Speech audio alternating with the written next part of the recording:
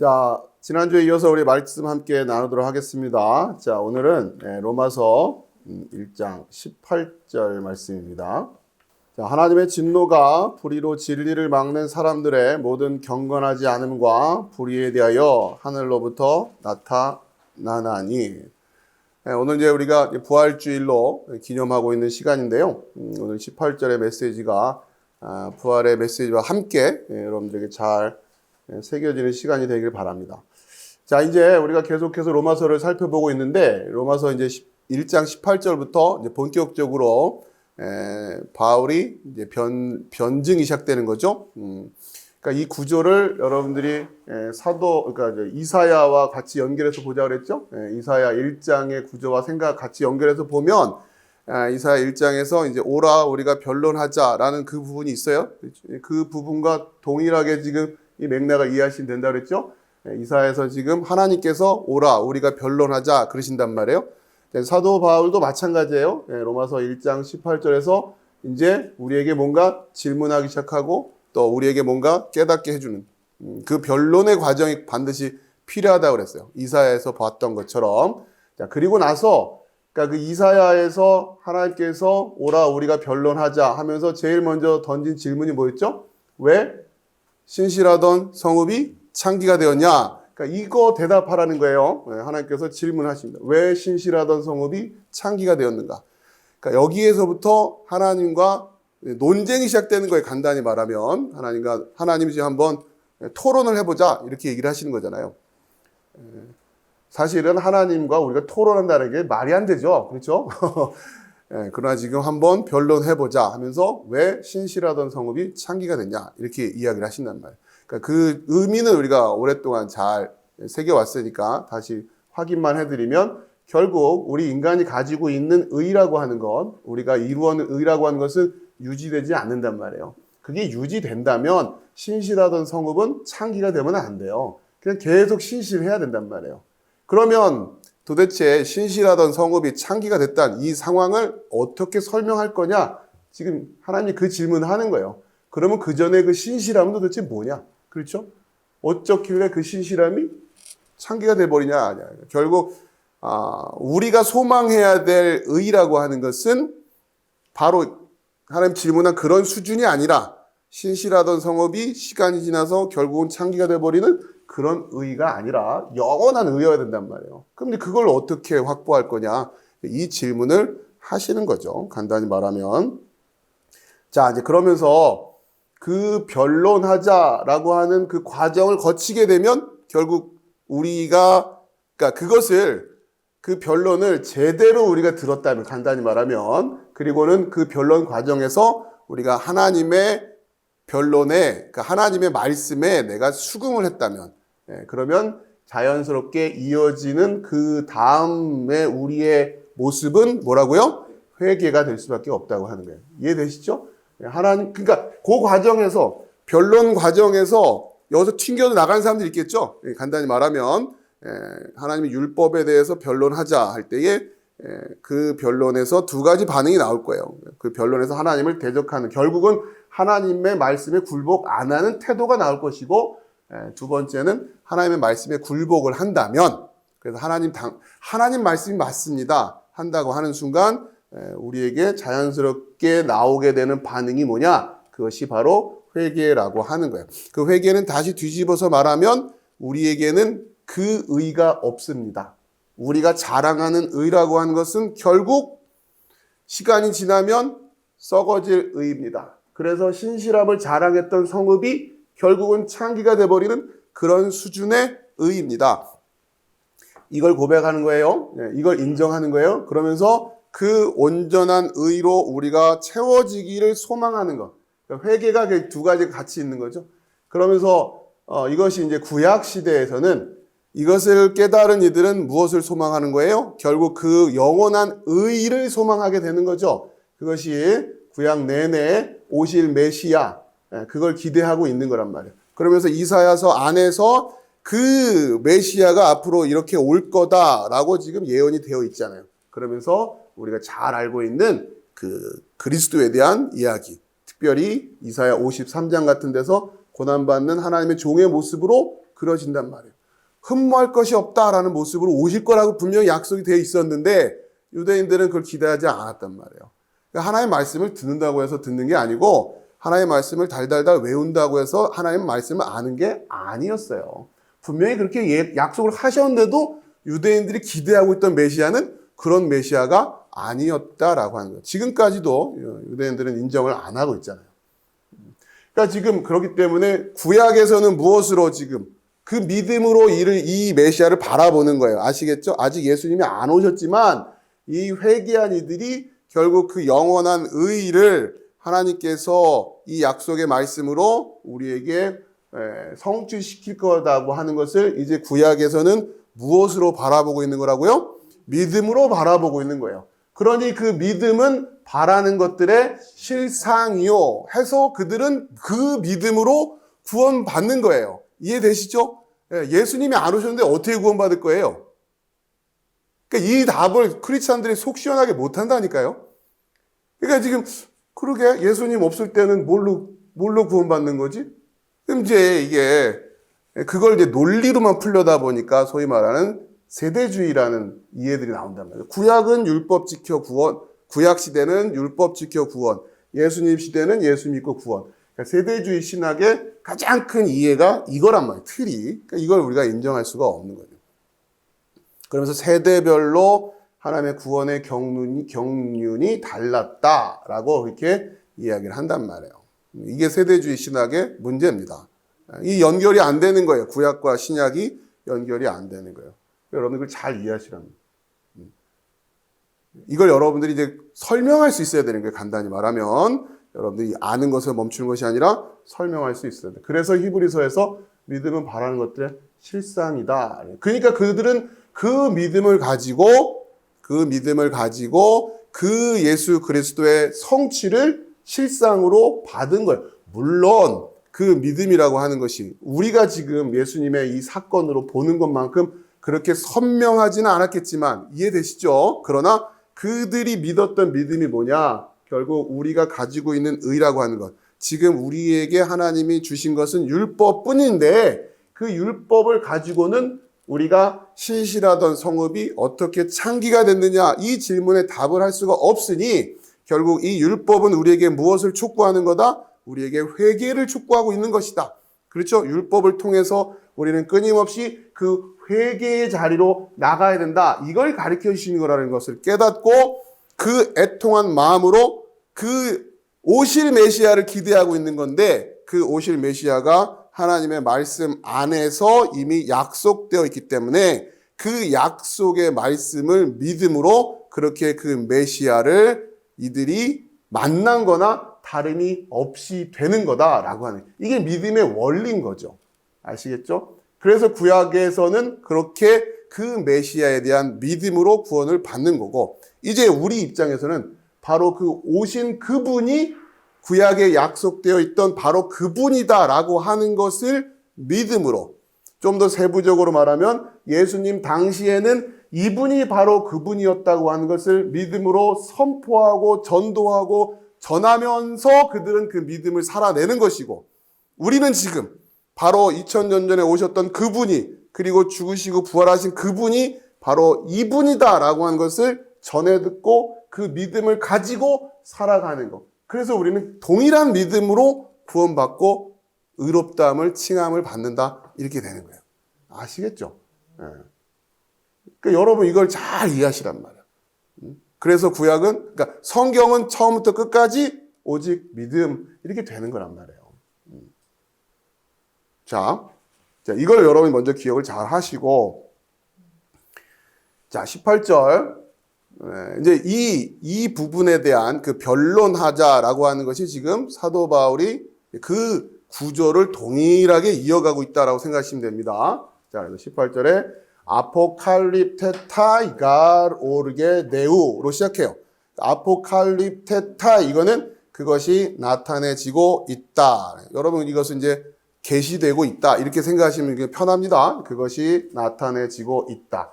이걸 보시면서 현재 시제죠? 그럼 이제 계속 이어지고 있다고 하는 거예요. 그렇게 계속해서 과거에도 그랬고 지금도 그렇고 앞으로도 계속 그럴 것이다 라는 의미예요. 이 헬라어에서 현재 시제라고 하는 것은 그것이 계속해서 나타나야 돼요. 그런데 왜냐하면 오르게 데우 하나님의 진노가 계속해서 나타내지고 있다라고 하고 있어요. 그러면서 18절 이하부터는 주제가 하나님의 진노입니다. 진노에서부터 시작되는 거예요. 하나님의 진노가 나타내지고 있다. 여러분 잘 생각해 보세요. 18절에 하나님의 진노가 지금 나타내지고 있습니다. 지금도 그렇습니다. 이렇게 얘기하고 있는데 여러분이 딱 하나님의 진노가 지금 나타내지고 있다라고 생각이 드세요? 아니면 하나님의 진노가 장차 임할 거라고 생각하세요?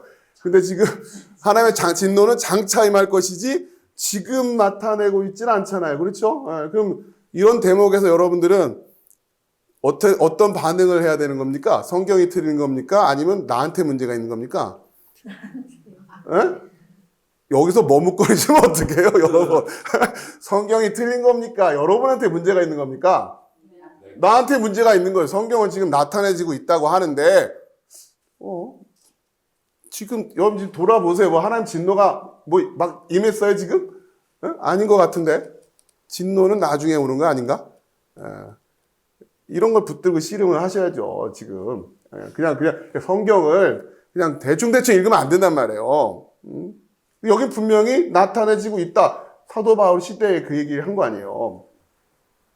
한참 전 얘기인데 그럼 여러분 그냥 이걸 옛날 이야기 읽듯이 그랬나 보구나. 그게 아니라 성경에 지금 현재 시로 써 있으면 지금도 현재 시제란 말이에요.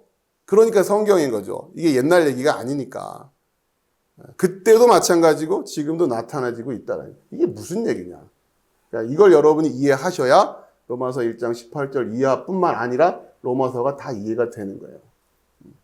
자, 우선 그 부분에 대한 의구심을 하나 좀 이게 머릿속에 하나 이렇게 딱 띄워 놓으시고 이게 뭔 얘기지? 하고 가봅시다. 우라누, 하늘로부터, 그렇죠? 하늘로부터 하나님의 진노가 나타나지고 있다. 에피, 파산, 아세베이안, 카이, 아디키안, 안트로폰. 사람들의 모든 아세베이안, 굉장히 중요한 단어예요. 오늘 이거 열심히 공부할 겁니다. 아세베이안, 불경건함, 그리고 아디키안, 불의함. 그렇죠? 그 위에 하나님의 진노가 나타내지고 있습니다. 자, 우선 구절 좀 이해부터 하고 텐 알레데이안 엔 아디키아 카테콘톤. 그렇죠? 그러니까 어디에 진리를 엔 아디키아 불의 안에 카테콘톤 막고 있는. 자, 우선 좀 설명을 좀 드릴게요. 내용 자체는 그렇죠. 우리 성경은 이렇게 번역을 했어요. 하나님의 진노가 불의로 진리를 막고 있는 사람들의 모든 경건하지 않음과 불의에 대하여 하늘로부터 나타나니 이렇게 번역이 됐는데 우선 한 단어의 의미를 여러분들이 정확하게 이해를 하셔야 의미가 이해가 되겠죠. 우선 먼저 하나님의 진노가 이 주제와 관련해서 여러분들이 기억하고 있어야 될 것은 이것이 지금 나타내지고 있습니다 라는 현재 시제로 쓰이고 있다고 하는 것을 여러분 일단 이해하셔야 됩니다. 아시겠죠? 이 얘기가 지금 현재 시제다라고 하는 거 일단 그거 체크해 놓고 그 다음에 불의라고 하는 모든 불의와 불경건, 그렇죠? 모든 경건하지 않음과 불의에 대하여 이게 무슨 의미를 하는 것인가 라고 하는 것을 여러분이 배워야 돼요. 그래야 의미가 이해되는 겁니다. 자, 우선 요거를 조금 여러분 생각을 해 놓으시고 그 다음에 한 구절을 그러니까 먼저 좀 이해를 하셔야 이 전체 진행이 편하니까 로마서 1장 21절이에요. 우선 한글 성경으로 보세요. 로마서 1장 21절에 보면 하나님을 알되 하나님을 영화롭게도 아니하며 이렇게 됐어요. 자, 근데 이걸 잘 이해해야 돼요. 바울은 지금 하나님을 안다 이렇게 얘기를 하고 있어요. 그런데 하나님을 영화롭게도 안 한다라고 하고 있단 말이에요. 자, 여러분 잘 생각해 보면, 그러니까 이런 걸 이제 생각을 해봐야 돼요. 뒤에 보면 여러분 지금 보시는 대로 하나님을 영화롭게도 아니하며 감사하지도 아니하고 오히려 그 생각이 허망해지고 미련한 마음이 어두워졌나니 스스로 지혜 있다 하나 어리석게 되어 썩어지지 아니하는 하나님의 영광을 썩어질 사람과 새와 짐승과 이러면서 쭉 어떤 죄에 대한 이야기를 하고 있어요. 그러면 이렇게 생각할 때 우리가 이제 흔히 이 성경 신학적으로 요 앞부분은 일반인들, 그러니까 이방인들 모두 다 이야기하는 거고 그 뒤쪽에는 이제 율법을 가지고 있다고 하는 유대인들에 대한 바울의 이제 책망이란 말이에요. 이렇게 분석을 합니다. 그럼 이제 이쪽 부분은 지금 우리가 읽고 있는 18절 이하는 1차적으로 이방인들에 대해서 먼저 이야기를 하는 거란 말이에요. 그렇죠? 이방인들에 대해서 죄에 대해서 쫙 얘기를 하고 그 다음에 그러면 율법을 가지고 있다는 유대인들은 뭐 낫냐? 이러면서 또 유대인들에 대해서 바울이 책망을 하고 이렇게 구조가 되어 있단 말이에요. 자, 그러면 일단 이방인들에 대한 죄에 대한 지적을 하고 있는데 보다 더 일반적인 입장에서 죄에 대한 지적을 하고 있는데 바울이 하나님을 알되 이렇게 얘기한단 말이에요. 이게 지금 납득이 안 되잖아요. 이방인들이 하나님을 알아요? 몰라요? 모르죠. 모르니까 이럴 거 아니에요. 이렇게 생각하는데 그건 여러분 생각이고 바울은 뭐라고 해요? 하나님을 안다 이렇게 얘기한단 말이에요. 그러니까 여러분 이제 이런 부분에서 또 마찬가지 한번 붙들려야 되는 겁니다. 아까도 말씀드렸지만 우리 성경을 읽어 나갈 때 성경이 여러분을 붙들어야 된단 말이에요. 여러분 마음으로 그냥 읽어가면 그냥 여러분 수준으로 해석하고 끝나는 거예요. 이 부분을 이렇게 딱 붙들려야 된단 말이에요. 근데 이제 이 훈련이 많이 안 돼 있으면 어디서 붙들려야 되는지 잘 모르죠. 그렇죠? 그러니까 이제 그래서 이제 제가 여러분에게 가이드를 해 드리는 겁니다. 우리 여행 가서 딱 가서 보면 다 멋있잖아요. 외국 가면 그냥 와 그러고 있으면 어떻게 해요? 가이드가 오라고 그러죠. 그래서 간단 말이에요. 그러면 딱 희한한 어디 딱 세워놔요. 여기가 뭐냐면 이게 가르쳐 주는 거 아니에요. 이거 안 보고 가면 로마에 왔다 갔다고 하면 안 된단 말이에요. 그런 거예요. 그렇죠? 로마에 갔다 왔는데 콜로세움도 안 보고 아무것도 안 보고 그냥 로마 갔다 왔다 그러면 안 되잖아요. 그런 것처럼 그 길잡이가 필요한 거예요. 자, 그런데 제가 늘 누누이 말씀드리지만 로마를 10번 가고 20번 가고 30번 갔는데 갈 때마다 가이드 데리고 다니면서 여행하면 그거 돼요? 안 돼요? 제가 우리 지금 여러분들에게 도전을 드린 게 그거란 말이에요. 우리 지금 크리스찬들이 우리가 지금 근원적인 패러다임에 이게 변화가 필요한 게 뭐냐면 갈 때마다 가이드랑 여행을 다닌다? 그걸 이건 좀 아니지 않아요? 그럼 이걸 들었단 얘기인가? 갈 때마다 그 얘기를 들어야 되고. 그러면 안 된다. 이게 무슨 얘기인지 알겠죠? 처음에는 저 같은 목회자가 여러분들에게 성경을 안내해 줄 수는 있어요. 그렇죠? 여기가 지금 포인트입니다. 여기서 지금 한번 보셔야 됩니다. 이게 의미를 잘 이해하셔야 됩니다. 근데 평생 목사가 도와주지 않으면 성경을 못 읽는다? 여러분 이게 굉장히 심각한 문제라는 것을 여러분 이해하셔야 된단 말이에요. 그러니까 목사가 없으면 예배를 못 드린다? 그러니까 오늘 부활절이지만 여러분 이 자체가 비기독교적이고 부활에 대한 의미를 이해하지 못하고 있다는 아주 이 아이러니란 말이에요. 그러니까 여러분 이거를 이해하고 회복하지 않는 한 예수의 부활은 의미가 없어지는 거예요. 여러분 그걸 잘 이해하시란 말이에요. 그러니까 제가 비유로 설명드렸죠. 로마를 20번 가고 30번 가고 여러분 생각해 보세요. 여러분 지금 어렸을 때부터 예배 드린 거 생각하면 몇십 년 로마를 갔다 온 거예요. 네? 몇십 년 매주 로마를 방문하고 있는데 갈 때마다 가이드가 설명해 줘야 된다. 이게 무슨 얘기냔 말이에요. 가이드한테 문제가 있는 겁니까? 배운 사람한테 문제가 있는 겁니까? 가이드는 도대체 뭘 설명해 준 거고? 그렇죠? 배운 사람은 이제 배운 거 맞아요? 이제는 좀 자유여행도 좀 해야죠. 권사님 나이 정도 되면 자유여행을 하셔야 될 거 아니에요. 언제까지 가이드 데리고 다니면서 여행을 하실 거냔 말이에요. 그러니까 이걸 여러분이 잘 이해하셔야 돼요. 이 교회라고 하는, 예배라고 하는 구조 속에 저 같은 목회자에 대한 의존도가 지나치게 높아요. 이거를 개혁하지 않는 한 여러분 복음은 성취된 게 아닙니다. 여러분 이걸 잘 이해하셔야 돼요. 오늘 아무튼 이 주제가 핵심이 되겠지만 여러분들 늘 제가 말씀드리는 거죠. 제발 여러분 여행 갈 때 저 부르지 마세요. 네? 그 정도 신앙생활 했으면 이제 여러분 자유여행 하실 수 있어야 된단 말이에요. 아시겠죠? 자, 그 의식을 가지고서 자, 일단 우리가 에피파산 아세베이안. 그죠? 제가 여러분 자유여행 시켜드리려고 헬라어까지만 가르쳐 드리는 거예요. 이 정도는 보시면서 하셔라. 요즘 워낙에 핸드폰 하나만 가지고 이런 어플 하나만 다운받아도 이건 다 뜻 보면서 여러분 공부하실 수 있어요. 물론 초반엔 가이드가 필요하죠. 1, 2년, 2, 3년, 필요하다면 10년 가이드한테 잘 훈련 받으시고 이제 여러분들이 자유여행 다니시란 말이에요. 이 풍성한 말씀을 주일날 목사가 선정한 그 본문만 가지고서 은혜 받을 생각하지 마시고 여러분이 이 말씀의 이 망망대해 안에서 이 보화 같은 널려 있는 이 바다 깊은 세월 들어가서 여러분 마음껏 헤엄치면서 그 안에서 소라도 캐고 전복도 캐고 그러시라는 거예요. 여러분이 훨씬 저보다 더 영적인 깊이가 있을 수도 있어요. 저보다 훨씬 더 말씀에 대한 은사가 있을 수도 있단 말이에요. 제 한계에 갇히려고 하지 마시란 말이에요. 제가 다 할 수도 없어요. 어떻게 이걸 제가 다 가르쳐 드리겠어요. 잠수법만 가르쳐 드리는 거예요. 마스크 쓰는 법만 가르쳐 드리고 호흡법 가르쳐 드리고 조심할 거 이거 잘못 만지면 큰일 납니다. 이거 지금 이 성게 건드렸다가는 큰일 납니다. 이런 정도 가르쳐 드리는 거예요. 그리고 여러분이 자유롭게 이 진리의 바다를 헤엄치시라. 이거란 말이에요.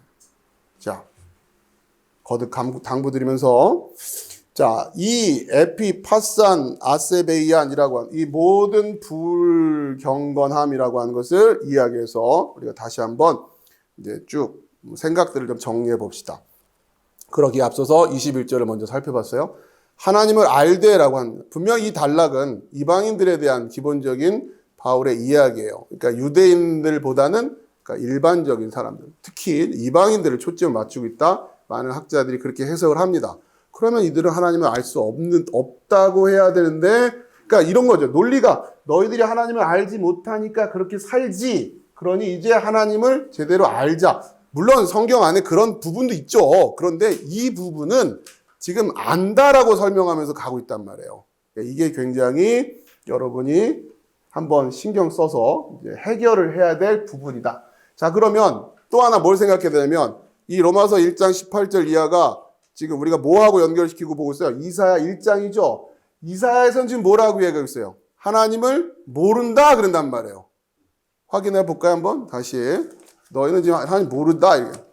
이사야 1장.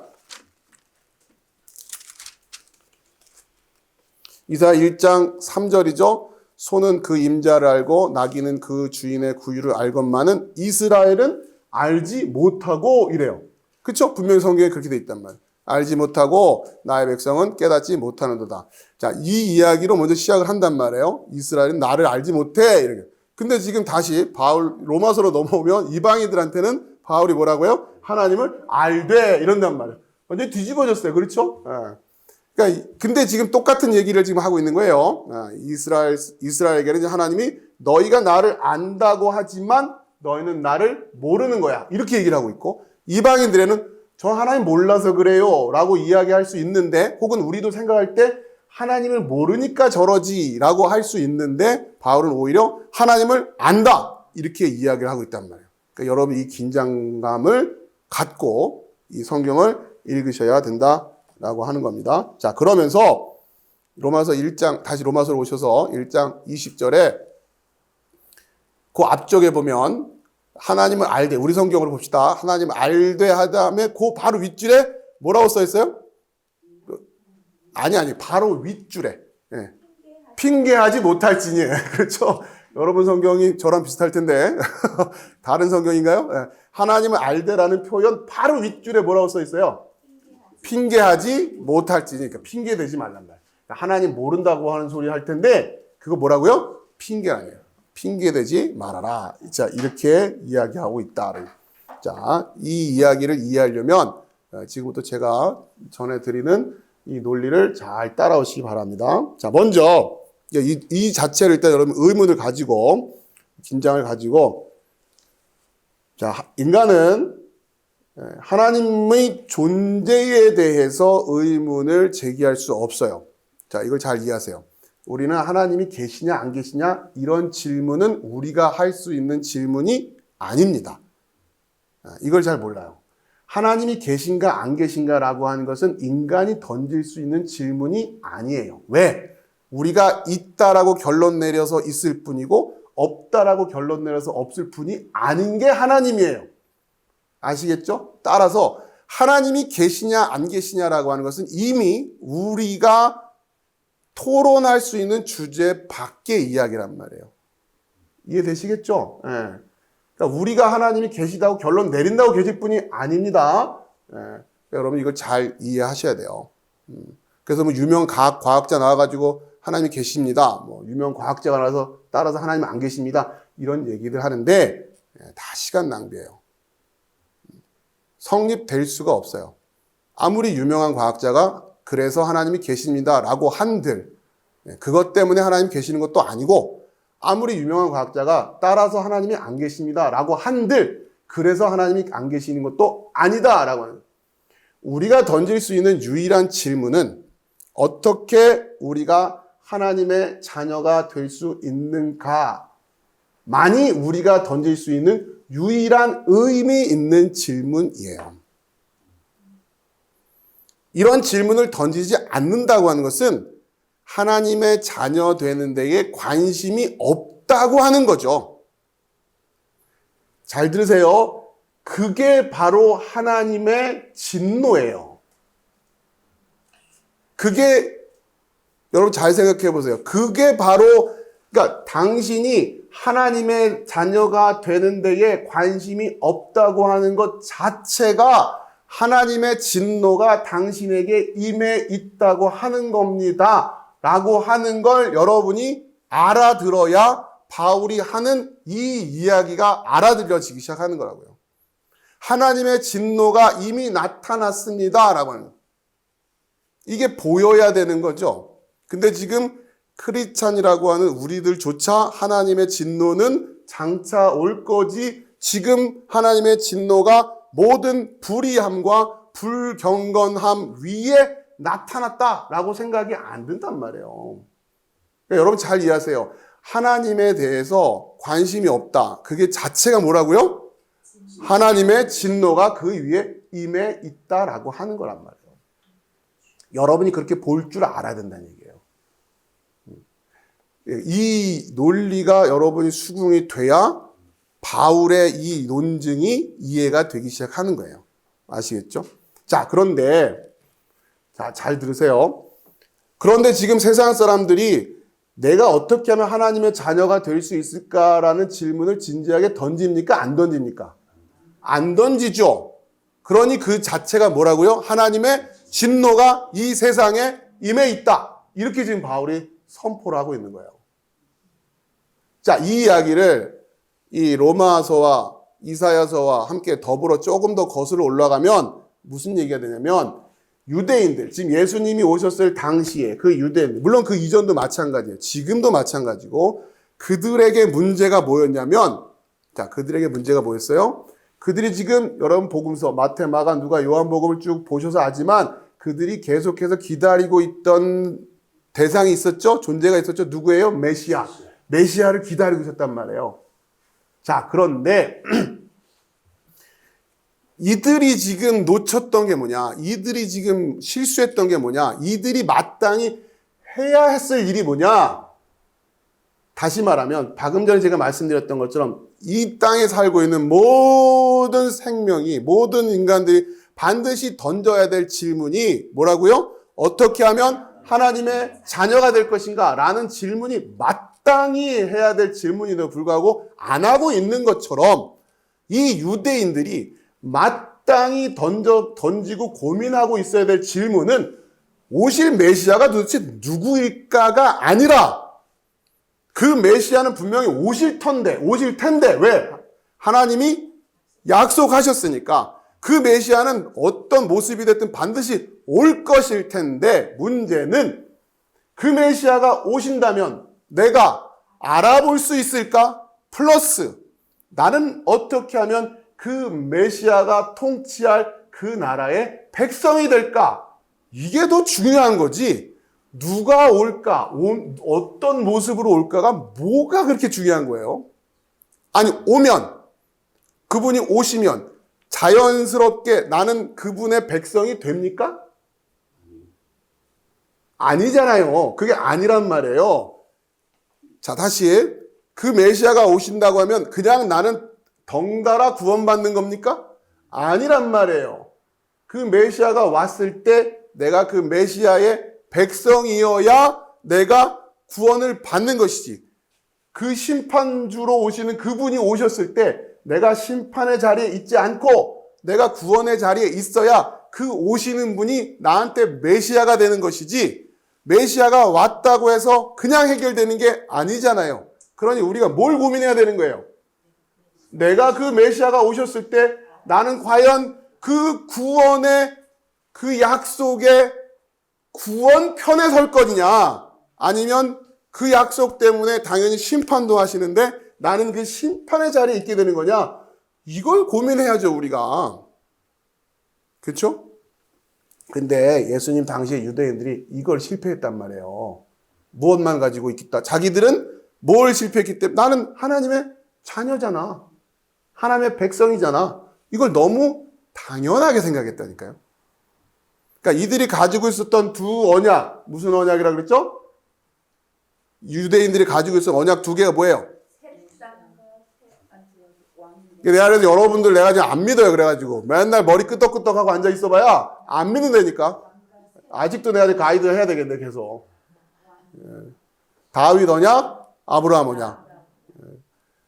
어렵기는 하면 이해를 하겠지만 감사합니다. 그래도 저의 존재의 의미를 계속해서 확인시켜 주니까. 이게 아닌 거예요. 긴장하세요, 여러분. 그래서 저는 한동안은 제가 속았죠.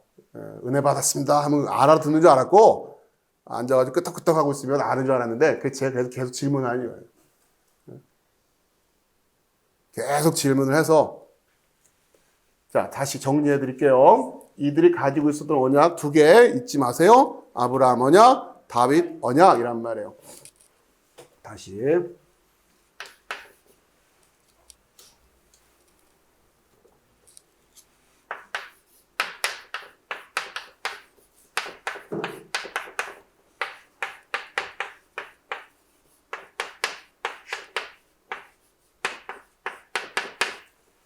혹시 그 화면에 계신 분들은 가슴을 쓸어내리면서 나는 화면에 있어서 안 들켰다 이러고 계시면 안 됩니다.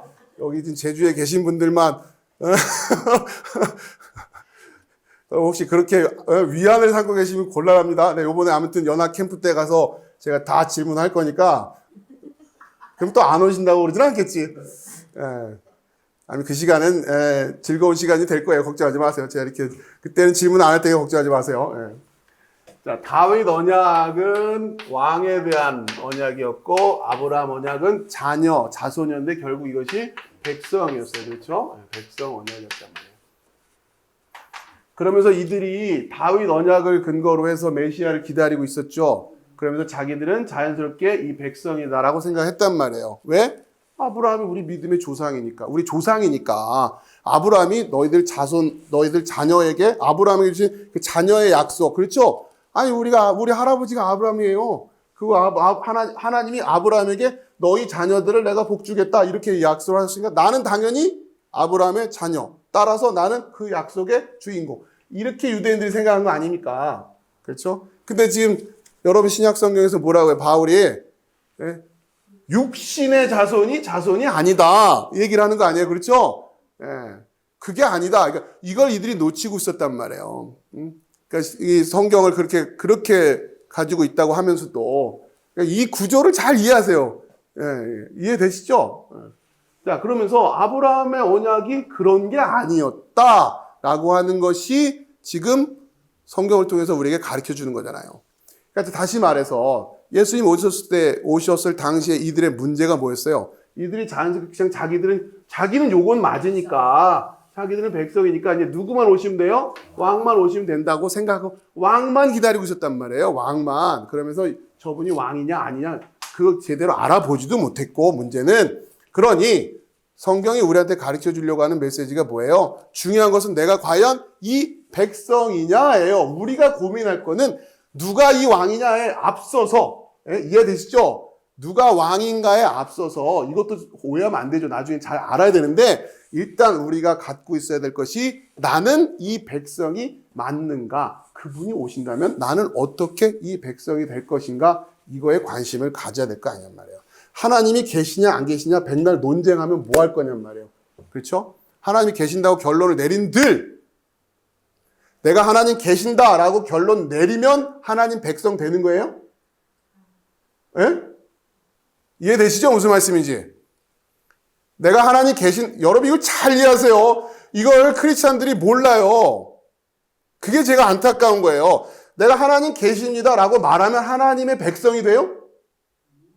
아니라고요. 그거랑 관계가 없어요. 다 똑같이 내가 지금 잘 보세요. 구약에서 말하고 내가 지금 힘든 가운데 적들이 쳐들어와서 내가 막 도와주세요 하고 있는데 누군가 왔어요. 그럼 나의 대적들도 나를 구원하러 오신 분을 볼 거 아니에요.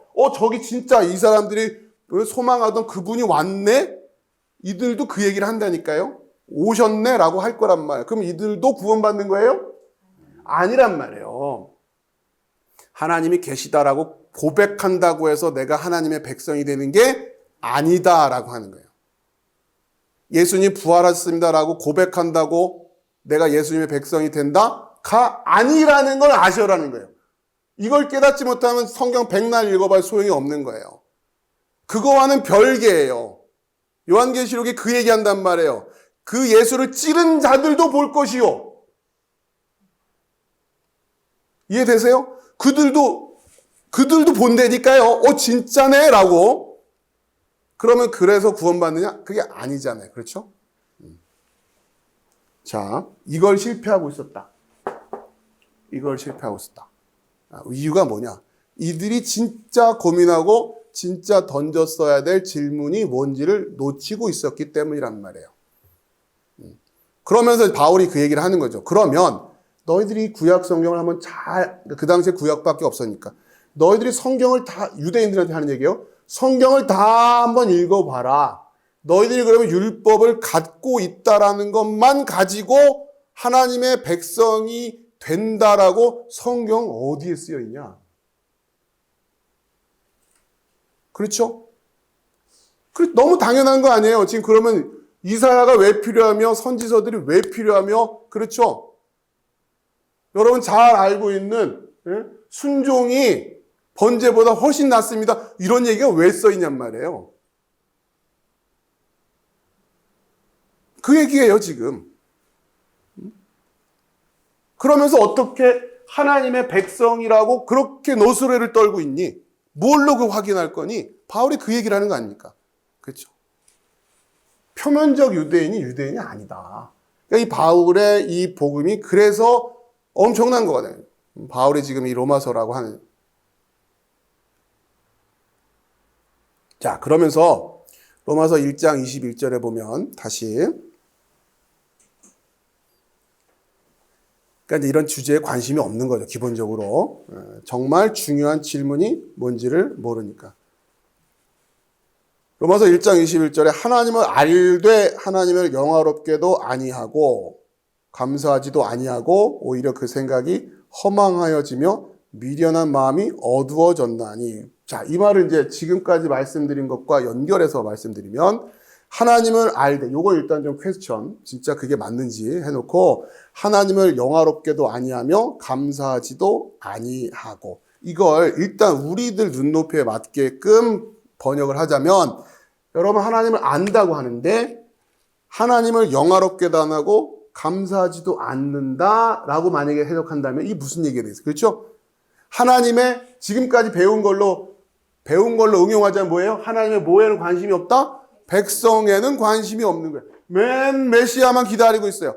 오실 메시아 이러고만 있는데 정작 그 메시아가 오신다면 나는 그분의 백성이 맞나? 여기엔 관심이 없고, 유대인들은 너무나 안일하게 자기들은 율법을 가지고 있으니까 우리 조상이 족보 펼쳐봐. 우리 할아버지가 아브라함이야. 그러니까 나는 요 백성이 이런 수준으로 이해하고 있고, 그러니 관심이 없단 말이에요. 하나님의 자녀 되면은 관심이 없는 거예요.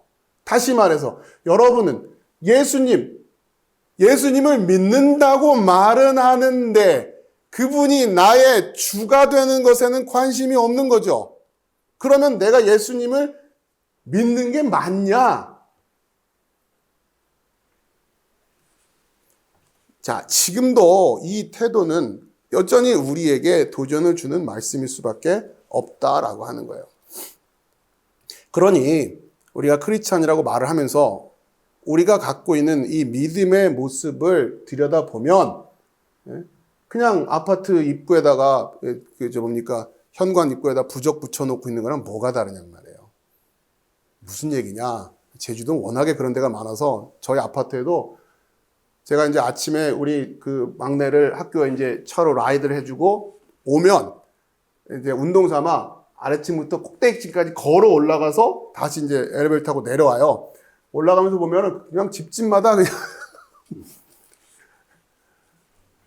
붙여놨어요. 자, 이제 무슨 얘기냐? 그런 걸 붙여놓고 있는 걸 보면 뭔가 이들이 뭔가를 알고는 있는 것 같아. 뭔 얘기냐? 뭔가 지금 자기들이 어찌할 수 없는 그 무언가 있어서 자기들을 뭔가 보호해 주기도 하고, 그렇죠? 뭐 그런 게 아주 그런 생각이 아예 없으면 그런 걸 하겠어요? 뭔가가 있으니까 그래도 이걸 붙여놓으면 그 무언가는 모르지만 그 무언가가 나를 이렇게 보호해 주지 않을까 하고 있는 걸 보면 뭔가에 대한 관심은 분명히 있는 것 같은데 그들이 지금 뭐에 관심이 없을까요? 그 뭔가에 백성되는 거에는 관심이 없어요. 그냥 날 보호해 주기만 바라는 거지. 예를 들어서 그거 붙여놓은 사람 집에 들어가서 이거 왜 붙여놨어요? 이거 붙여놓으면 누가 도와주는 거예요? 그분은 어떤 분이에요? 그분이 여러분에게 무슨 말씀을 하셨어요? 그분이 여러분들에게 뭐라고 했길래 이런 걸 붙여놓으면 여러분을 도와주신대요? 이런 걸 물어보면 시원하게 답할 사람 몇이나 있겠어요? 내가 보기엔 그거 써준 사람도 몰라요. 써준 사람한테 물어봐도 몰라요. 이 말은 이제 그들은 몰라서 그런다 치고 우리에게 되돌려서 얘기해 봅시다. 똑같은 거예요. 네? 그러니까 하나님의 그 백성됨에는 관심이 없고 그냥 성경책을 들고 다니면 내가 그냥 정해진 교회 안에 들어와서 예배를 드리면 그 무엇인가가 수준은 아니지. 하나님이라고 구체적으로 이름을 붙여서 이야기를 하곤 있지만 똑같은 수준이란 말이에요.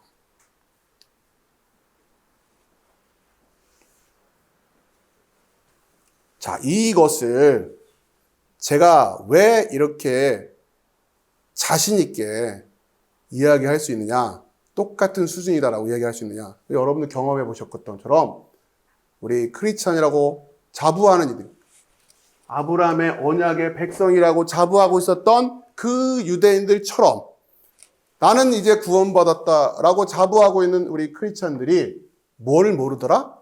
복음을 모르더라. 복음이 뭡니까? 물어보면 모르더라고요. 그렇죠? 아니 복음이 뭡니까? 물어보면 몰라요. 복음이란 단어는 많이 들어서 알고 있는데 복음이란 단어는 아는데 복음이 뭡니까? 물어보면 모르더라고요. 그걸 뭘로 확인할 수 있느냐? 아니, 물론 이제 우리 교회는 이제 아니다라고 제가 소망하고 있는 거고 끄떡끄떡 그리고 있지만 제가 이게 불안해요. 지금 이게 여러분이 하지만 이건 워낙에 내가 오랫동안 이거를 외쳐왔기 때문에 설마 지금까지도 이걸 모를까? 자, 여러분이 그 교회라고 하는 곳에 또 성도라고 하는 사람들이 모여있는 그곳에 A4 용지 하나씩 다 나눠주고 복음이 뭡니까? 라고 질문을 해보고 써보세요. 답을 하고 걷어보시란 말이에요. 답할 수 있냐? 이게 엄청 심각한 문제예요. 저도 늦은 나이에 소위 그들이 흔히 말하는 그 부르심을 받고 그 소명을 갖고 늦은 나이에 신대원을 가서 말씀을 공부하고 저도 그냥 어렸을 때부터 배워오고 익혀왔던 그 틀로 그냥 공부하고 했죠. 그런데 어느 날 이 질문이 저의 가슴에 다가왔고 저조차도 답을 못하고 있다고 하는 것을 제가 확인을 했고 그래서 그때부터 도대체 복음이 뭐냐? 진짜 복음이 뭐냐? 라는 마음을 가지고 성경을 뒤지고 관련된 책들을 뒤져봤는데 생각보다 속 시원하게 설명하고 있는 책이 없어요. 저는 여기에 너무 깜짝 놀란 거예요. 여러분 보세요. 없어요. 복음이 뭐지? 그러니까 복음과 관련된 그 언저리의 이야기들은 많이 하는데 처음부터 속 시원하게 복음이란 하고 딱 시작하는 게 없더라고요. 물론 제가 아둔해서 제가 미혹해서 그걸 못 찾아냈는지 모르겠지만 저도 책 꽤나 읽는 사람이라고 생각하고 저도 나름 머리가 그렇게 아둔한 편은 아니라고 생각하기 때문에 제가 뒤져본 책이 그 정도 수준이라면 이건 굉장히 심각하다. 저는 그냥 그렇게 생각을 했어요. 그리고는 더 이상 책 뒤져보는 걸 멈추고 성경을 뒤져보기 시작한 거죠. 도대체 복음이 뭐냐? 그런데 생각보다 복음이란 해가지고 나오는 게 없더라고요. 놀랍게도. 창세기 1장 1절부터 계속 뒤져가는데 복음이란 단어는 쓰고 있는데 복음이 뭐라고 정의되어 있지가 않은 거예요. 조바심이 날 정도로. 비슷한 듯 하지만 아니에요. 제가 요구하고 제가 찾으려고 했던 것은 복음이란 이것이다 라고 하는 그걸 찾고 있었던 거란 말이에요. 그래서 여러분들 제가 숙제를 전에 드렸었죠? 여러분들 다 뒤져가지고 찾아봐라. 제 경험으로 구약부터 찾으면 여러분 가다가 실족할까봐 신약부터 찾아보세요. 그나마. 그죠? 제가 그래서 우리가 부적 갖다 붙이는 거와 뭐가 다르냐 이 얘기를 하는 거예요. 나름대로 교회에서 많은 사역들을 하죠. 그런데 과연 내가 이걸 제대로 가르쳤는가? 아니 다시 복음이란 말은 많이 썼어요. 그런데 정말 확인해 봤냔 말이에요. 정말 제가 아무튼 만나는 목사님들마다 내가 붙들고 이 얘기해요. 여러분 다른 거 하지 말고 여러분이 목회한다고 하는 그 교회 성도들한테 백지 한 잔씩 나눠주고 복음이 뭡니까? 복음이 뭡니까? 쓰세요. 써보세요. 장로님들부터 한번 다 써보라고 해보세요. 자신 있게 써내는 사람 몇이나 있느냐? 고사하고 목사님 당신조차 모르잖아요. 그럼 다들 울그락불그락해지면서 뭐라고 반박은 못하겠고 아이 그거 이거 아닙니까? 뭐 그 정도도 모른다고 그래. 말을 못한다니까. 복음이 뭡니까? 이게 아주 그냥 다짜고짜 물어보면 답을 못해요. 못한다고요.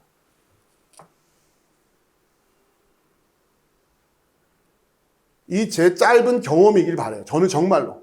제가 모든 교회를 다 돌아본 게 아니기 때문에 그냥 제 수준이 그거밖에 안 되고 내 주변 사람들이 그 정도밖에 안 됐으려니 저는 생각하고 싶어요.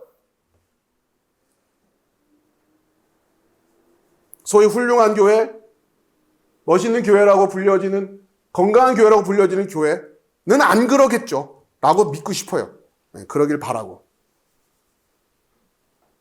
근데 말을 해보면 알잖아요. 눈치가 모르는 게 뻔한 거를. 왜? 대본에 답이 안 나오니까. 아, 그거 이거 아닙니까?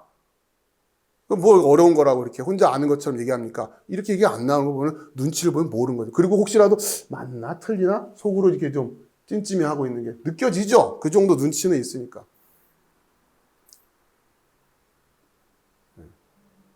여러분들 다시 한번 확인을 시켜드립니다. 정확하게 하시. 복음이 뭡니까? 이제 여러분 누가 물어보면 뭐예요 그게? 예수님의 죽으심과 부활이라고 하는 사건이야. 이걸 놓치면 안 돼요. 예수님의 죽음과 부활이라고 하는 사건. 이게 복음의 출발이라고 하는 거예요. 자, 그런데 제가 예수님의 죽으심과 부활이라고 하는 뭐라고요? 사건. 이게 중요한 거예요. 이거 못지않게 죽으심과 부활이라는 사건이란 말이에요. 사건. 우리가 지금 이렇게 눈에 보는 것처럼 이렇게 보여지는 일로 보여진 게 이게 복음이에요. 여러분 이제 이 이야기가 고린도전서 15장 1절 이하에 나와요. 그러나 거기서도 아주 노골적으로 나오진 않아요. 여러분들 찾아보셔 아시겠죠? 내가 전한 바 복음이란 이러면서 이거다라고 얘기하니까 아주 노골적으로 나오진 않아요. 이거는 마음을 갖고 성경을 전체로 샅샅이 뒤져보지 않고는 찾아낼 수가 없게끔 되어 있어요. 그래서 제가 아무튼 그걸 찾고는 이 표현만 왜 다른 데는 이게 없을까? 어떻게 생각해보면 그 당시엔 너무 상식이었나? 오늘날 우리한테는 너무도 먼 이야기였고 그냥 복음이란 이야기를 쓰다 보니 복음을 알고 있다고 착각하고 있었던 거죠. 마치 유대인들이 하나님의 자녀, 하나님의 백성, 하나님의 율법 이런 이야기를 달고 살다 보니까 자기들은 하나님의 백성인 줄 알고 있고 자기들은 그 율법을 지키고 있다고 착각하고 있었던 것처럼 우리는 이 복음을 알고 있다라고 착각하고 있었다. 확인해 보려고 하지 않았단 말이에요. 왜요? 여러분 예배 때마다 뭐 고개를 끄덕끄덕하고 끝나면 은혜 받았습니다 하니 목사님들도 그걸 확인해 보려고 안 해요. 정작 자기도 모르고 있었다는 거죠. 자, 여기서 사건이라고 하는 게 중요해요. 자, 그런데 조금 더 들어가 보면 이 복음이라고 하는 이것이 어디서부터 출발됐을까 생각을 해보시면 죽으심일까요? 부활일까요? 뭘 것 같아요? 여러분 센스 있으면 죽으심일까요? 오늘 무슨 절? 네, 부활절이죠? 자, 다시 질문합니다. 그런데 무슨 TV 보면은 그쵸? 무슨 퀴즈가 마치면 뭐 이렇게 상품 주는데 잘 맞히세요? 잘 맞히세요? 막 이러면서 어떻게든 연세 있으신 분들은 상품 타가게 하려고 잘 맞히세요? 자, 특히 라디오 같은 데 보면은 그 퀴즈가 참 자, 아무튼 이 복음의 출발을 잘 생각해보면 뭘까 해보면 죽으심이었을까? 부활이었을까? 부활이에요. 여러분, 자, 그때를 한번 되돌아가 봅시다. 이들이 지금 뭘 외치고 다니는 거예요? 예수님이 살아나셨어요. 예수님이 사셨어요. 예수님이 사셨어요. 이걸 사건으로 전하고 있는 거예요. 이게 복음의 출발이에요. 예수님이 분명히 죽으셨는데 여기까지는 많은 사람들이 인정을 해요. 여러분 우리가 공부해봤듯이 니체 같은 사람들도 그 사람도 죽으심에 대해서는 불만을 안 갖는단 말이에요. 그렇죠? 다만 어디서 문제가 생기는 거예요? 부활이라고 하는 것을 뭐로 받아들이지 않아요? 사건으로 받아들이지 않는단 말이에요. 역사적인 사건으로 받아들이지 않아요. 그런데 이것이 복음의 출발이란 말이에요. 살아나셨어요 라고 지금 이들이 지금 외치고 다니는 거예요. 그게 복음의 출발이었어요. 이해되시죠? 그 다음부터 이제 이 사건의 의미가 무엇인가? 이걸 이들이 고민하기 시작하는 거예요.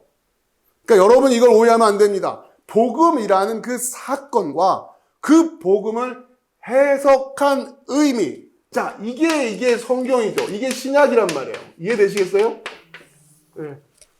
이 사건을 의미를 해석한 게 신약이에요. 이 사건의 의미를 이해하고 쓴 게 복음서고 사도행전이고 바울의 서신서란 말이에요. 자, 그러니까 잘 이해하셔야 될 게 성경, 신약 성경 안에는 여러분이 놓치기 쉬운 게 뭐냐면 복음의 의미에 대해서는 신약 성경이 풍성하게 써놨는데 정작 복음이 뭔가에 대해서는 신약 성경이 그렇게 애를 써서 쓰지 않고 있어요. 이유를 알겠죠? 왜? 이건 너무도 당연한 당시엔 사건이었기 때문에 복음이 뭐냐라고 하는 것을 물어봤을 때 모르는 사람들이 없는 거예요. 단지 이들에게 궁금증은 뭐예요? 도대체 그게 무슨 의미지? 이해되시겠어요? 그래서 지금 신약이 우리에게 주어져 있단 말이에요. 사도들에게도 마찬가지였어요. 이게 도대체 뭐냐? 이걸 경험했어요. 아무것도 모르고 경험했다니까요. 뭔지도 모르고 경험한 거예요. 예수님이 그리스도신지도 몰라요, 이들은. 베드로가 고백은 했지만 아니잖아요. 대번에 사탄아 이러면서 입으로 고백은 했지만 의미를 몰랐다고요. 마찬가지로 이들이 아브라함의 자녀라고 하는 것을 입으로 고백을 하지만 그게 의미가 뭔지를 몰랐던 것처럼 주는 그리스도시요 살아계신 하나님의 아들입니다. 백날 고백한다고 되는 게 아니라고요. 의미를 알아야 돼요. 자, 그런데 이 의미가 이 사건을 통해서 이들이 깨달아지기 시작하는 거예요. 이게 도대체 무슨 의미를 갖는 거냐. 그렇기 때문에 여러분들이 복음을 안다는 얘기는, 여러분이 복음이라고 하는, 결국 복음이 뭔지를 알아야 되고, 아시겠죠? 그리고 이어지는 것이 이게 도대체 무엇을 의미하는 것인가 라고 하는 그 의미를 알아가야 된단 말이에요. 이게 우리 성경 공부하는 유일한 목적이에요. 성경 목록을 외운다고 구원받는 게 아니에요. 예수님의 제자들의 이름을 줄줄 외운다고 구원받는 게 아니라고요. 성경을 달달달 외운다고 구원받는 게 아니라고요. 이 복음이라는 사건의 의미가 뭔지를 그걸 알아야 되는 거예요. 그게 구원인 거예요. 그럴 때 성경이 이 복음의 의미에 대해서 제일 먼저 해석을 한 거죠. 그 사건이 뭐냐? 이 질문 드리면 또 여러분들이 당혹스러워할까 봐 그냥 바로 말씀드릴게요. 이 의미의 첫 출발이 무엇이냐? 그것이 그 유명한 베드로의 설교란 말이에요. 아시겠죠? 이게 성경 이렇게 여러분 구슬 꿰어져야 되는 겁니다. 그러면서 이 사건으로 베드로가 이제 뭐라고, 이 사건의, 이 죽으심과 부활이라는 이 사건의 의미를 베드로가 제일 먼저 뭐라고 해석해요? 너희들이 십자가에 못 박은 그 예수를 하나님이 주와 그리스도가 되게 하신 거야. 이 사건의 의미가 바로 그거야 라고 해석을 하기 시작하는 거란 말이에요. 바로 그분이 우리의 주야, 메시아야, 이 얘기라고요. 그분이 바로 구약에서 약속하고 있었던, 우리가 그렇게 기다리고 있었던 그분이 바로 메시아였어 라고 이야기하는, 이거 깨달은 자들이 어찌할꼬 이러네요. 우리가 메시아를 죽였네. 우리가 메시아를 죽였네. 당장에 놀랄 수밖에 없는 거 아니에요? 그리고 베드로가 뭐라 그래요? 회개하라. 그러면서 그분이 죽으셨어야 될 이유가 무엇인지를 또 이들이 이해하기 시작하는 거죠. 그렇죠? 왜 죽으셔야 되는 거야? 이것이 우리의 죄를 구원하시기 위해서. 우리의 죄 때문에. 아, 그러고 보니까 이사야에 다 써 있었네. 저가 고초를 당함은, 저가 찔림은 우리의 허물을 인하며, 저가 상함은 우리의 죄악 때문이고. 그러니 우리의 죄를 깨닫게 하기 위해서, 또한 플러스 우리를 그 죄로부터 구원하시기 위해서 우리한테 돌을 맞고 우리가 십자가에 못 박게끔 그 일을 허락하셨다는 얘기예요.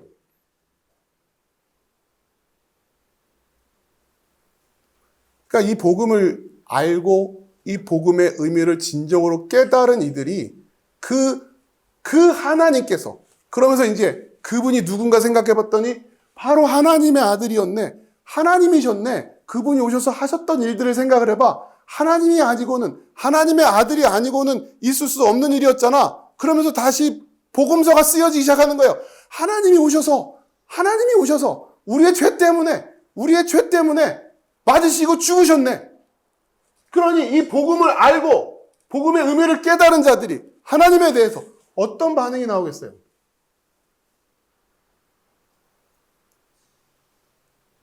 주와 그리스도라는 그 고백이 안 터져나오는 게 이상한 거죠. 도대체 복음을 어떻게 알아듣고 복음을 어떻게 해석했길래 그렇게 사냔 말이에요. 어떻게 알아들었길래 예수님이 우리에게 그런 의미가 되냔 말이에요. 어떻게 알아들었길래 예수님의 말씀에 순종하며 살아가는 것보다 더 귀한 것들이 있다라고 거기에 손이 가지냔 말이에요. 그러니까 바울이 다메섹 도상에서 이 복음을 만나고 이 의미를 깨닫고 이제 뭘 하는 거예요? 일체 배설물로 여기게 되는 거란 말이에요. 내가 그동안 그렇게 귀하게 여겼던 것이 일체 배설물, 똥덩어리들이었다. 이걸 누가 강요해서 될 일입니까? 제가 앞에서 무슨 심파극을 벌려서 여러분의 눈물을 줄줄 흘리게 만들고 해서 될 일이에요? 여러분이 이 생각을 해보시라고요. 이 죽으심과 부활의 의미를 여러분이 깨달으셔야 될 거 아니에요. 그렇죠? 여러분 붙들고 씨름해 보. 왜 그분이 오셔서 죽으시고 부활? 의미가 뭐냐? 그러니까 우리가 워낙에 저를 포함해서 우리가 워낙에 영적으로 둔감하니까 이미 모범 답안을 이렇게 만들어 주신 거예요. 여러분이 그 마음을 가지고 읽어보시란 말이에요. 베드로가 이렇게 깨달았구나. 바울이 이렇게 이해했구나. 그러니 그 복음을 깨달았다고 모여 있는 사람들이, 그래서 예수를 주와 그리스도라고 고백한다고 모여 있는 사람들이 어떻게 싸우냐 이 얘기를 하는 거예요. 어떻게 그렇게 빨리 그냥 복음을 버리고 율법으로 다시 되돌아가냐. 이걸 깨달았다고 하면서 어떻게 그 십자가의 가치를 그렇게, 그러면서도 그렇게 허랑방탕하게 살 수가 있냐 이 얘기를 하는 거죠. 그러면서 그게 그렇게 좋아? 바울이 그 얘기를 하는 거예요. 이걸 알았다면서. 그런 얘기를 안 할 수가 없는 거예요. 그런데 오늘날의 교회들이 복음에 관심이 없어요. 문제는 복음을 모르고 있다고 하는 것조차도 모르면, 그런데 바울이 얘기해요. 알려지고 있다. 18절에 하나님의 진노가 불의로 진리를 막는 사람들의 모든 경건하지 않음과 불의에 대하여 하늘로부터 나타나라니. 이미 아포칼립테타이, 복음은 이렇게 우리에게 나타나 있는 거예요. 영원부터 영원까지 나타나자 있었어요. 구약에서는 우리에게 믿음을 통해서 나타나셨던 것이고, 그렇게 바라보게끔 2000년 전 예수님이 오셔서 이것을 실현하셨고, 이제는 우리가 이 복음을 믿음으로 여전히 붙들고 있는 거죠. 이렇게 나타나져 있는 거예요. 그런데 여러분들이 복음에 여태 관심이 없었다? 내가 복음을 알지도 못하는 것도 모르고 있었다. 이유가 뭐냐? 하나님의 진노가 여러분에게 머물러 있었던 거예요. 그게 느껴지지가 않는 거죠. 그걸 하나님의 진노로 볼 줄을 모르는 거죠. 내가 복음을 알지도 못했네? 옆에서 이렇게 복음이 뭡니까? 라고 계속해서 강의하고, 옆에서 복음이 이런 거 아니었어요? 당신들 몰랐잖아? 이렇게 하는데도 뜨뜻미지근하게 앉아있는 그 상황 자체가 뭐냐? 하나님의 진노가 그 위에 임해 있다는 거예요. 그러니 제가 목소리를 안 높일 수가 있겠어요? 여러분이 지금 앉아있는데 복음에 관심이 없단 말이에요. 모르는 것도 모르는. 내가 모르고 있다고 하는 것 자체에 대해서 관심이 없고, 내가 모르는 것 자체에 대해서 도전을 받지 못하고 있는. 그것이 하나님의 진노의 증거다. 이렇게 지금 바울이 이야기를 하는 거예요. 로마서 1장 21절 여러분 다시 보셔야 이해가 됩니다. 다시. 하나님을 알되 하나님을 영화롭게도 아니하며. 자, 이 말은 이제 어떻게 이해가 됩니까? 이미 그렇게 계시되어 있는데도 불구하고 하나님을 보려 하지도 않고 볼 수 있는 능력도 없는 상황이다. 그러면서 영화롭게도 아니하며 감사하지도 아니하고 오히려 그 생각이 허망하여지며 미련한 마음이 어두워졌나니. 자, 이거는 아까 제가 설명한 것, 그 생각이 허망하여졌다라고 하는 것은 디아로기스모스, 여러분 나눠드린 걸 보시면서 보면 돼요. 21절에 디아로기스모스라는 거예요. 디아로기스모스.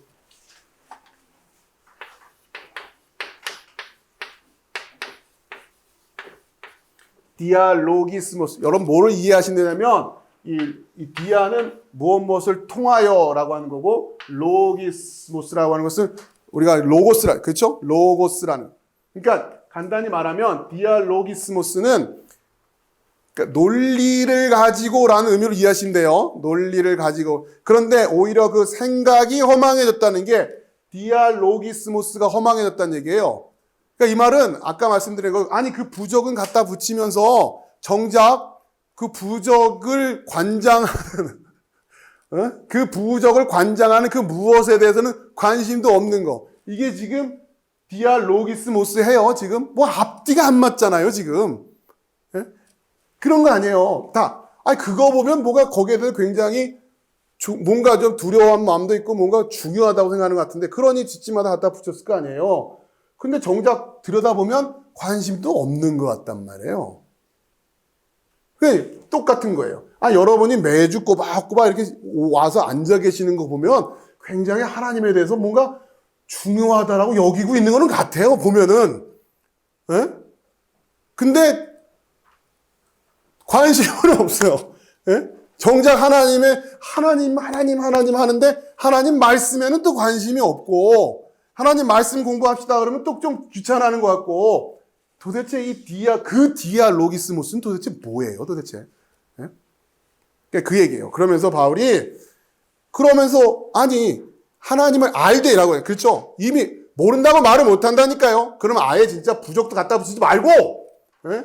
진짜 그런 게 없다라고 하면서 그냥 자기 멋대로 살든가 해야지. 그런 것도 아니에요. 뭔가 또 찜찜해하는 건 또 있어가지고 그러니 모른다 말 못하는 거죠. 분명히 그 마음에 뭐가 있어요. 근데 영화롭게 하는 데는 관심이 없는 거예요. 감사하려고 하지 않는단 말이에요. 그러면서 점점 그 생각이 허망하여지며 미련한 마음이 어두워졌다. 그죠? 그러면서 한다는 일이 뭐예요?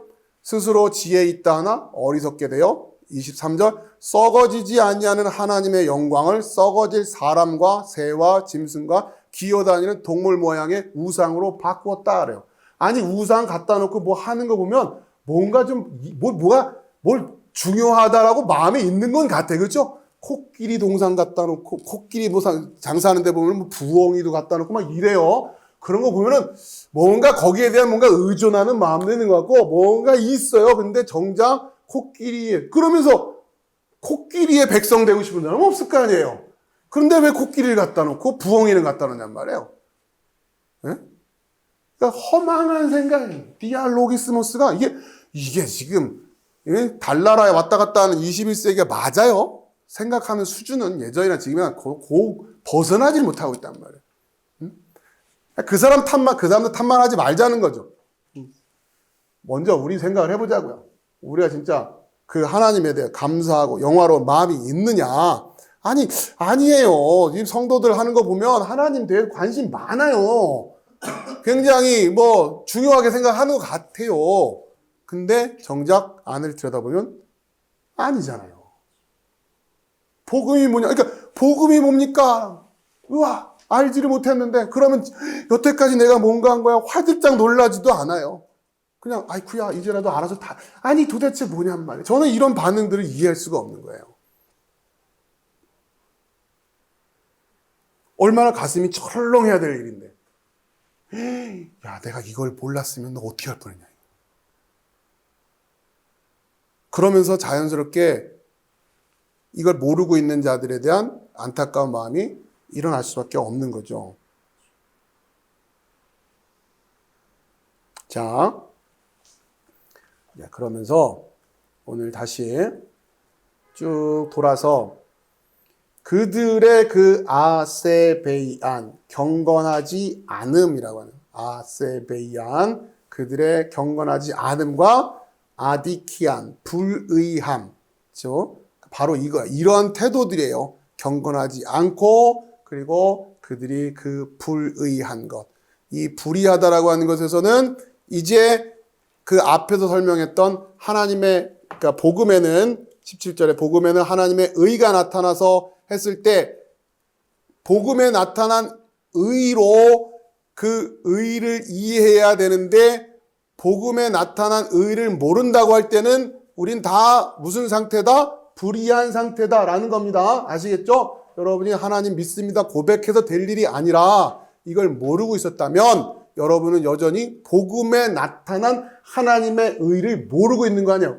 복음을 몰랐는데 어떻게 할 거냐고요. 도대체 하나님의 의만 가지고 되는 게 아닌데 복음을 몰랐는데 이걸 좀 제발 이해하시란 말이에요. 복음이 뭔지를 몰랐는데 어떻게 아냐고요. 도대체. 그렇죠? 그러면 우리는 다 불의한 거예요. 그런데 내가 불의했다고 하는 것을 인정을 안 하죠.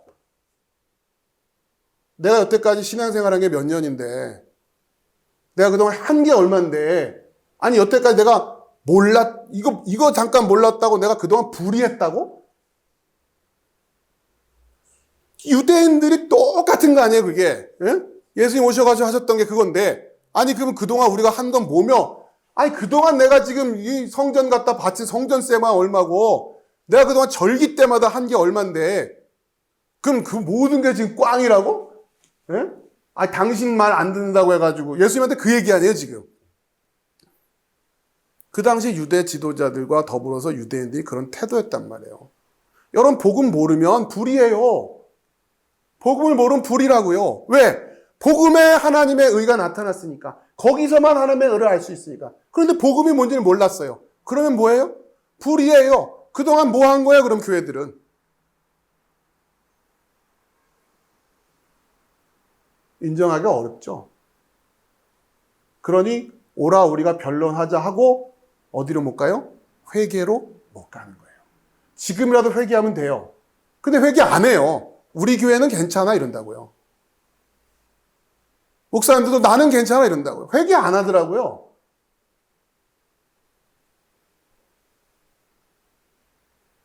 알려고도 안 해요. 심지어는. 늘 말씀드리지만. 안 물어본다니까요. 그럼 목사님 뭐예요? 당신은 알아? 안 물어봐요. 이게 무슨 태도냐면. 그러나 감사하게도 우리에게 그 복음이 이제 계시되었기 때문에, 여러분이 아시기 때문에 이제 여러분이 이 복음 안에 나타난 그 의, 그러기 위해서는 이 죽으심과 부활이라는 사건을 이제 우리는 어떻게 해야 됩니까? 우리 입장에서는 믿는 것이고, 그렇죠? 예수님 당시의 부활을 목격한 이들은 무엇으로 이 사건을 믿음으로 증거한 거냐? 전함으로. 그렇죠? 이걸 전하다 보니 핍박도 받고, 이걸 전하다 보니 죽음을 불사해야 됐지만, 그러나 그들은 이 사건을 전함으로 믿은 거예요. 그렇죠? 우리도 역시 이 사건을 믿어야 돼요. 그 전함을 들은 우리도 이 사건을 믿음으로 구원을 받는 건데, 문제는 이 사건의 의미가 무엇인가 하는 것이 이제 우리에게 도전이 되는 거죠. 그런데 이 성경이 없었다면 이제 우리는 이 씨름을 해야 되는 거란 말이에요. 이 사건의 의미가 뭐냐? 감사하게도, 다행이라고 말해야 될지 모르겠지만, 사도들이 이미 하나님의 기름 부으심으로, 성령의 기름 부으심으로 이 사건의 의미를 이렇게 우리에게 진리로 전하고 있단 말이에요. 이게 그래서 귀한 거예요. 당장 지금 제가 권사님한테 이 사건의 의미가 뭡니까 하면 몇 줄이나 써낼 수 있겠어요. 그렇죠? 저도 마찬가지예요. 이렇게 영적으로 아둔하는, 성경이 이렇게 있는데도 못 알아보는데, 성경이 있는데도 이렇게 알아볼 마음도 없는 우리처럼 이렇게 미혹하고 영적으로 아둔한 우리가 도대체 어떻게 이 의미가 뭔지를 알았겠냐고.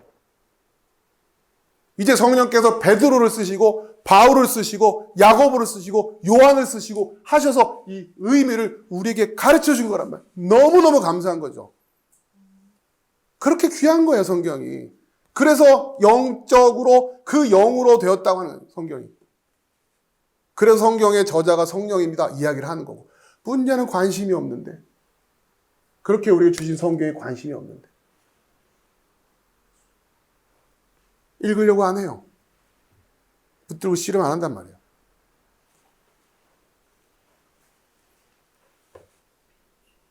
자,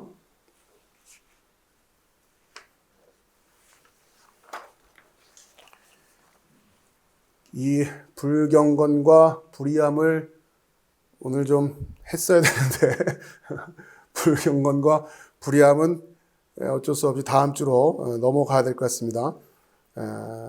이 불경건과 불의함에 대해서 여러분 이야기해서, 우선 불의함이라고 하는 것은 좀 전에 말씀드린 것처럼 복음을 이해하지 못하고 있음으로 말미암는 불의함입니다. 여러분들 그렇게 이해하셔야 로마서의 전체 문맥이 이해가 되는 거예요. 자, 그리고 다음 주에는 이 불의함에 대해서 우리가, 불경건함에 대해서 정확하게 공부를 할 텐데, 제가 숙제처럼 미리 드리고 싶은 게, 이 불경건함, 경건하지 않음을 이해하시기 위해서 여러분이 일주일 동안 묵상하시길 바라는 게 디모데후서예요. 디모데후서 3장으로 가봅시다. 다음 주에 여기를 좀 우리가 공부할 텐데, 디모데후서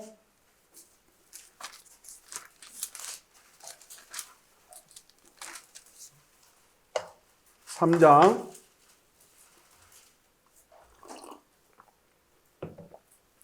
잠깐 보면서 어디를 이제 주로 여러분이 보셔야 되냐면, 가능하면 디모데후서 3장 1절부터 쭉 보시는데, 중심되는 표현이 다음 주에 우리가 집중해서 공부할 표현이 5절부터입니다. 경건의 모양은 있으나 경건의 능력은 부인하니. 자, 이 말씀을 우리가 공부를 해야 로마서 1장 18절에서 말하고 있는 그 불경건함이라고 하는 것을 우리가 이해하게 되는 거예요. 경건의 모양은 있으나 경건의 능력을 부인하는 이 같은 자들에게서 내가 돌아서라. 자, 요 말씀의 의미를 이해해야 불경건함을 이해하게 됩니다. 먼저 이해해야 될 것은 경건의 모양은 있어요. 경건의 모양이 있어요. 그러나 경건의 능력이 부인되고 있다고. 이게 무슨 이야기냐? 이걸 알아야 여러분들이 로마서 1장 18절에서 그 불경건함 말씀드렸죠? 여러분 만약에 이 복음을 모르고 있었다면 여러분 필연적으로 하나님의 진노가 여러분 위에 임해 있을 수밖에 없는 거예요. 왜? 여러분은 불의하기 때문에. 그렇죠? 하나님의 의는 유일하게 이 복음으로 말미암아 우리에게 계시됐기 때문에. 그리고 지금 계시되어 있잖아요. 그렇죠? 계시되어 있다고요. 그것을 몰랐다는 얘기는 여러분은 불의하다는 얘기고, 플러스 불경건하다는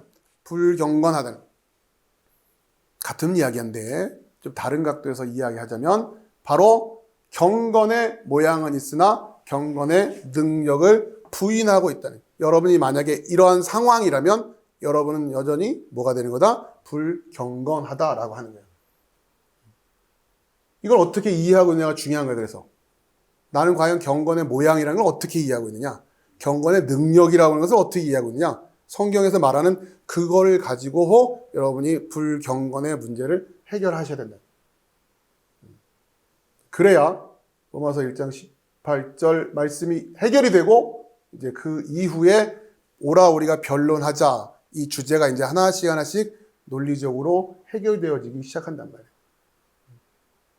자, 오늘 시간이 많이 지나서 여기서 마무리를 하고요. 다음 시간에 이 주제를 가지고 고민하도록 하겠습니다. 자, 마무리할 때 다시 한번 정리를 해드릴게요. 오늘 우리가 부활주일로 특별히 이 의미를 잘 이해하십시오. 복음의 출발이 어디였는가? 그 복음이라고 하는 것을 우리가 정의하자면 그 복음은 예수 그리스도의 죽으심과 부활이라고 하는 사건이라는 거예요.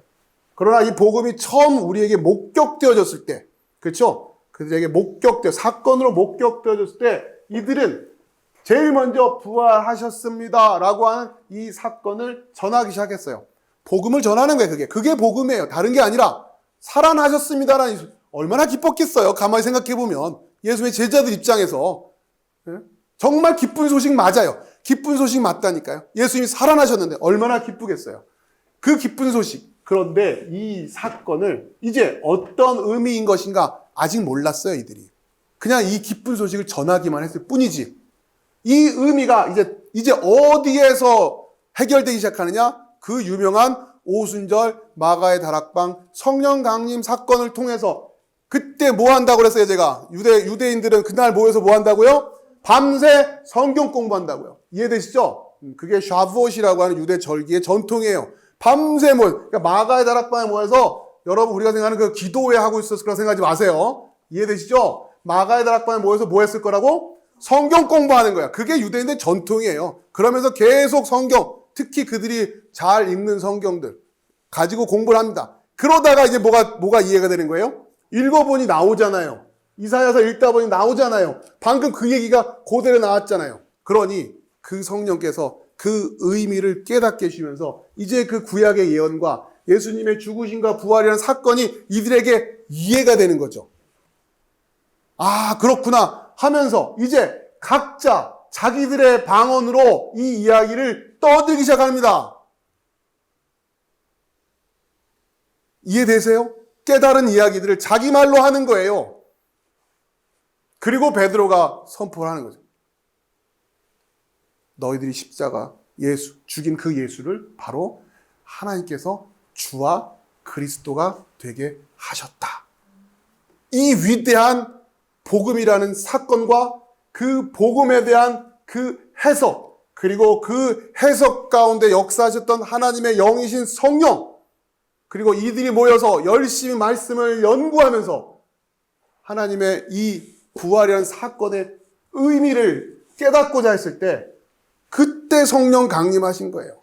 그러니 성령 사건이라고 하는 것은 철저하게 어떻게 이해해야 된다? 성경 공부하는 겁니다. 성경 공부해서 복음을 깨닫는 게 성령 사건이라고요. 이걸 오늘날 또 자꾸 성령 사건을 엉뚱한 쪽으로만 이해를 한단 말이에요. 그러니 이해가 안 되는 거죠. 여러분이 성경 읽다가 복음이 깨달아져야 돼요.